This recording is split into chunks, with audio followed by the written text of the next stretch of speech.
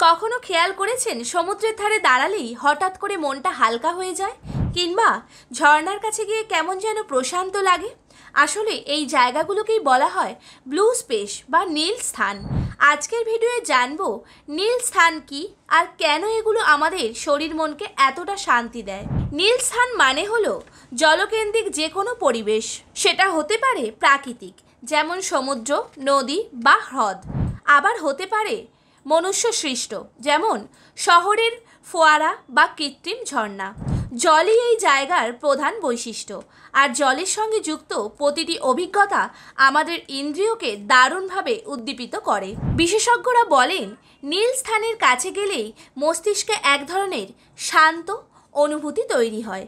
ঢেউয়ের শব্দ, আলোয় জলের ঝিকিমিকি কিংবা ঠান্ডা পানির ছোঁয়া সবই আমাদের স্ট্রেস কমায় আর মুড ভালো করে।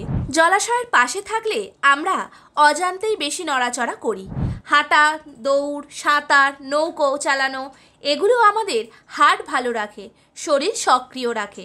আর মানসিকভাবে গবেষণায় বলছে সমুদ্র বা হ্রদের কাছে থাকলে উদ্বেগ, ডিপ্রেশন কমে যায়, মনোযোগও বেড়ে যায়। এমনকি ভার্চুয়াল জলাশয়ের দৃশ্য দেখলেও মানুষ কম ব্যথা আর কম চাপ অনুভব করে।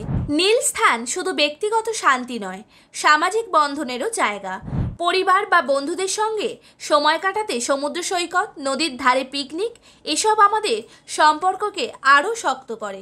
বর্তমানের ব্যস্ত আর কোলাহলপূর্ণ জীবনে নীল স্থান মানে একেবারে প্রাকৃতিক রিসেট বাটন। তাই সময় পেলেই একটু জলাশয়ের কাছে যান, শান্তি আর এনার্জি দুটোই পাবেন। আপনার প্রিয় নীল স্থান কোনটা?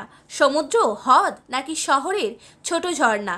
কমেন্টে জানাতে ভুলবেন না।